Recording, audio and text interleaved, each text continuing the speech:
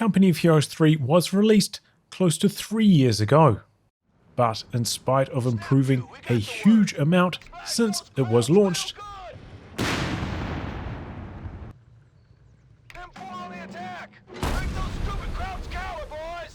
it still has quite a few weaknesses.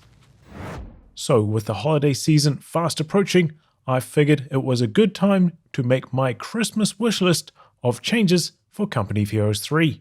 Do note that I'm trying to make my wishes realistic, given what I imagine are the budgetary constraints Relic experienced after getting dropped by Sega. My first wish is to add the console controller scheme to PC. Now, say what you will about Code 3 being released on console, but in the process, Relic developed a control scheme for RTS on console that by most accounts is very good.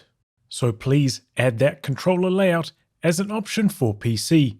We have seen a wave of gaming handhelds released lately, such as the Steam Deck and Asus ROG Ally, plus many more, so this addition could help bring Code 3 to a wider audience. I also think it would be fun to run a tournament where all the players have to use a controller. How well would the current Elite handle themselves without the mouse and keyboard? Would we see different build orders and tactics given the handicap of using a controller? My next wish is to update FSR. FSR, which is short for Fidelity FX Super Resolution, is AMD's graphics upscaling technology. In essence, it runs the game at a lower resolution to give you a higher frame rate. Then it uses algorithmic trickery to try and make that low resolution image look better. This can bring better performance to lower tier hardware.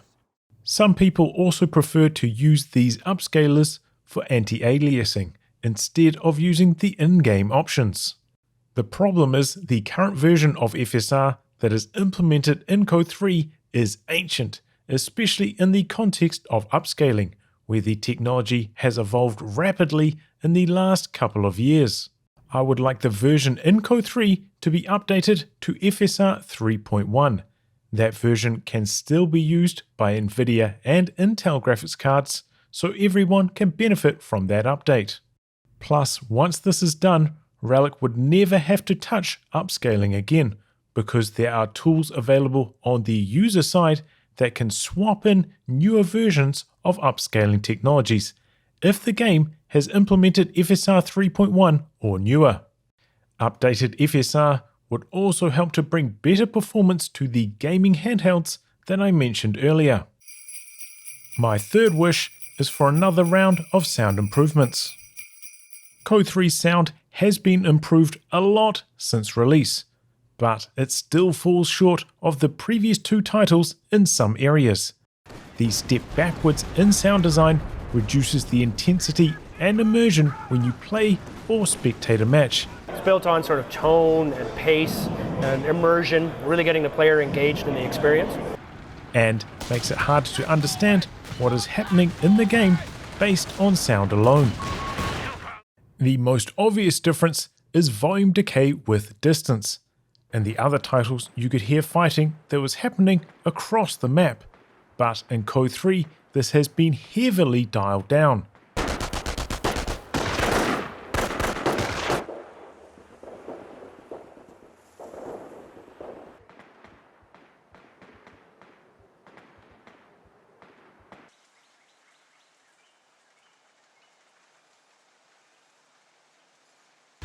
This reduces the immersion of being on a battlefield and makes it harder to play the game because you have to rely a lot more on what you can see instead of being able to glean information from what you can hear. When it comes to tanks moving, they have done a good job in Code 3 with the noise of the tracks.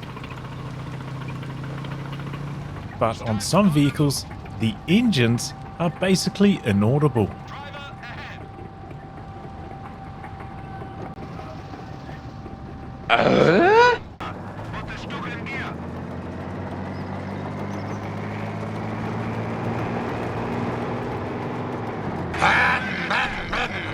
This brings me on to the topic of hearing the enemy's vehicle in the fog of war. Currently in Code 3, the optimal way to play against DAC at the start of the match is to have your camera positioned above their base. This is because you can hear the enemy's Kranschützen so clearly, and you can follow where it drives to.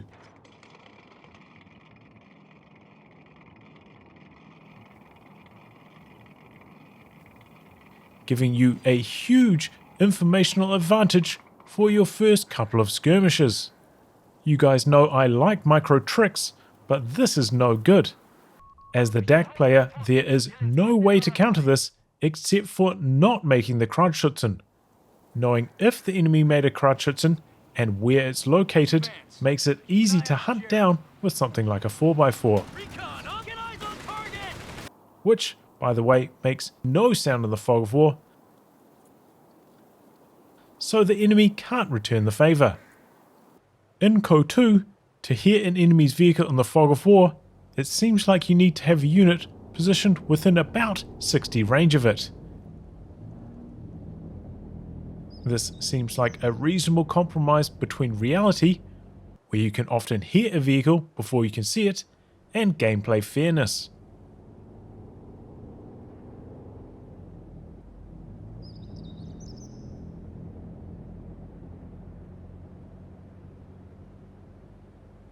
Seeing terrain deformations in the fog, I'm more okay with, because the vehicle user could have driven more carefully to avoid giving away that information. In the most recent patch 2.2.0, Relic introduced about a dozen new sound effects that help to distinguish between different weapon types. I hope they continue this work, because more variety in sound effects adds texture to the game. It can also give a competitive advantage to a trained ear that can recognize every single noise. And since human reaction times are faster to auditory cues than visual ones, this makes a bigger difference to your gaming experience than you might realize. My fourth wish is to improve shadows. Currently, the best quality setting for shadows in Code 3 is high, but I would like to see a new tier above this added. When panning around a map, you can very clearly see where the shadows switch from being high quality, close to the center of the screen, to a lower quality near the edge. And in some environments, like train tracks, this switchover is distractingly bad. I would like the new shadow setting to provide the high quality shadows across a larger proportion, or perhaps the entire screen from the default camera view. I imagine the current setting was done for optimization purposes, and Code 3 does indeed run well. But why not add a higher tier for people who have fast PCs? And if it runs poorly, the user can always turn it back down, like I did with the image quality max setting that was added back in 1.7. Also, when you zoom in a lot, at a certain angle, the shadows go from being sharp to blurry, which is weird. And in an adjacent change, it would also be nice to have the ability to zoom in slightly further. For comparison, here is the maximum zoom in for Code 2, a dramatic difference. My next wish is to open up the mod tools. Ahead of Code 3's release, there was some publicity from Relic about mods, with a caveat: to have it ready for launch, the initial release of the Essence Editor will be somewhat limited, but with a promise to add more. Unfortunately, very little modding capability has been added since launch. For instance, you still cannot look up or change veterancy bonuses for units, or overhaul battlegroup abilities, let alone more advanced features like creating skins or adding custom models. If you have a look around the tools, you can find all sorts of interesting variables which don't get used in normal play, and those could be fertile ground for modding. But it is tough to commit to making a mod when you are so limited in certain areas. Now that Relic has more autonomy after the split from Sega, they should have the freedom to make this happen. Modding can breathe new life into a game and drive up sales. On a more personal note, changes to the lighting engine that were made in 1.7 broke my green screen map, giving units a weird tint when they are on top of a color that is easily keyed out. Not having a good green screen limits what I can make for you guys. For instance, many of the scenes in my Guastatori music video would look significantly worse, to the point where I don't really want to tackle that kind of project anymore. So please bring back green screen functionality.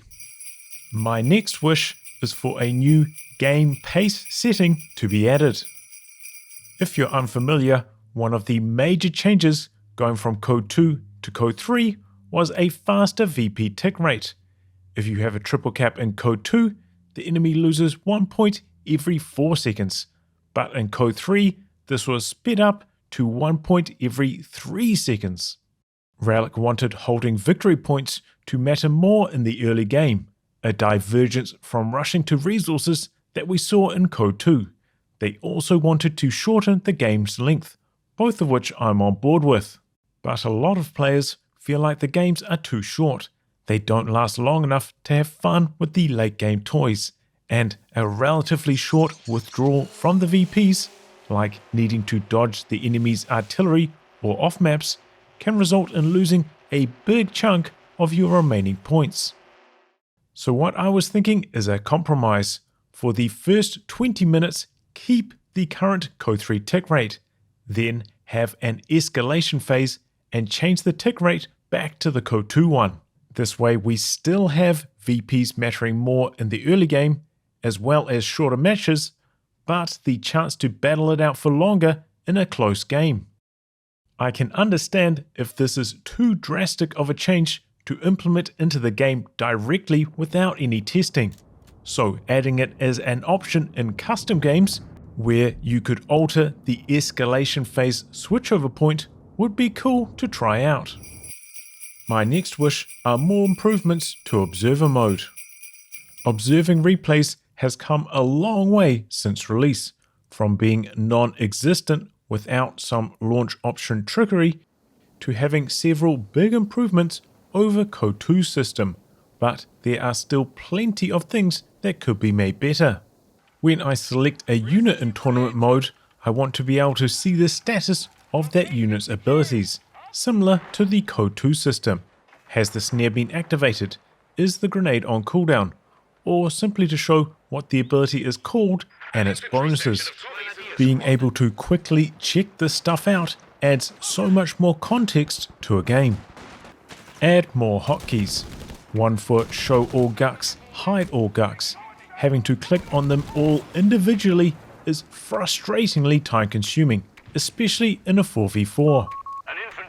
For the player cards down the bottom, a hotkey to cycle between show all axis, show all allies, and back to 50-50. Again, having to juggle these drop-down menus robs time from the viewing experience.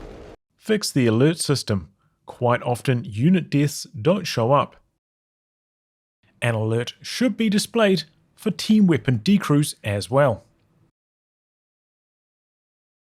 Also, it would be nice if there was an alert for when players use trade-in type abilities, like transfer orders. It would be good if hovering over battlegroup abilities in tournament mode shows their name and a brief description. And if you click on a player's battlegroup down here, the battlegroup tree with all of their selections is displayed. Quite often in the late game, I hide the gucks to free up screen real estate, so it would be nice if units that are in production also showed up here to help keep track of new additions like the buildings and upgrades do. Also, if you click on something that is in production, the camera is moved to that spot, making it easier to locate things like in-progress bunkers. At the end of the replay, not to get kicked out of the game. Instead, freeze on the final state of the match so you can look around, check the amount of kills on different units, and so on, like you can at the end of a multiplayer match. Change the end of game stats. Army value at the moment seems to display how much you have spent on your army since the start of the game, which is largely useless in Code 3, where players have the same manpower income. It feels like this was imported from AoE 4 without much thought. It would be better if this was changed to show a real-time representation of a player's army value, assigning a value to units based on how much they cost to produce and applying a multiplier to that when they are vetted up. Anti-air units have massive damage bonuses against aircraft to make the AA system work smoothly between different unit types. But this skews the damage numbers in the in-game scores, so some kind of penalty applied to AA damage in the scoring would better represent the game's results. My next wish are changes to the user interface. Starting with the alert system. When I play, there are a lot of alerts like enemy spotted and territory captured, which I simply do not care to see. And those undesirable alerts frequently flashing on screen causes me to pay less attention to the alerts overall. So it would be great if there was a checkbox system where you could tailor what alerts are displayed to you.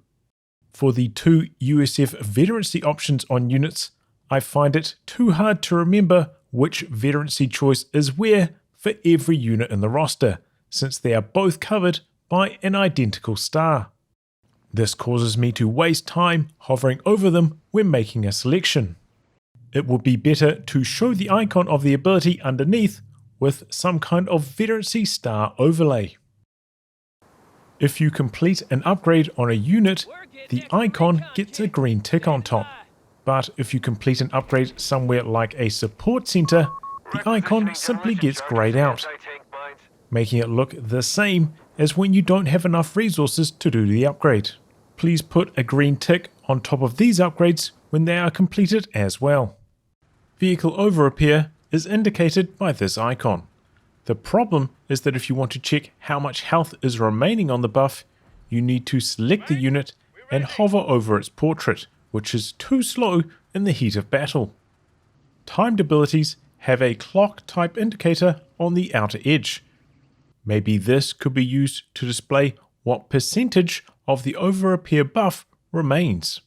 Now that the game features a lot more battle groups, it would be nice if the player list showed what your teammates have locked in. This helps to make coordination easier, considering there are often language barriers. The player list in Code 2 accomplished this. It would be nice if more functionality was added to the random function, like if you wanted to random as every faction but US forces, and make random work well for arranged teams, with every player in the team having similar refinement options as the party leader. In Code 2, I often used the input Control plus left click on the global unit control area. This command selects every unit of that type, which was great for setting up control groups of engineering units. Unfortunately, this input is still missing from Code 3. It would also be nice if you could use targeted battlegroup abilities like the Gallant Stand buff on units in the global unit control area. A big patch just dropped a couple of weeks ago, so I'm going to see how things shake out as a result of that and be back early next year with a video covering my recommended gameplay and balance changes. What do you guys think of my list? Is it achievable? Do you have a burning desire for a change to the game that I overlooked? Let me know in the comments below. Jump on board as a Patreon backer if you want to support the continued production of videos like this.